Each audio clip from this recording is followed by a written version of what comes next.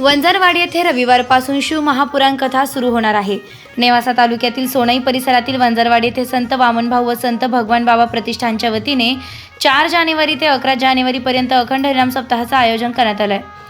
हरिभक्तपरायण रामेश्वर महाराज शास्त्री यांची शिव महापुराण कथा 10 जानेवारी रोजी खासदार भाऊसाहेब वागचौरे यांना समाजभूषण पुरस्कार देण्यात येणार। 11 जानेवारी रोजी महंत रामेश्वर महाराज शास्त्री यांचे काल्याचे कीर्तन व महाप्रसाद वाटप।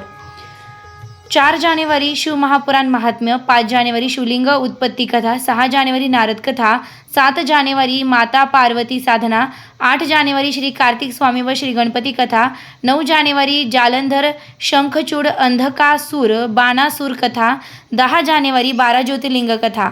कार्यक्रमाचे आयोजन संत वामनभाऊ व संत भगवान बाबा प्रतिष्ठानचे सदस्य व वंजारवाडीचे सरपंच विकास दराडे यांनी दिली आहे।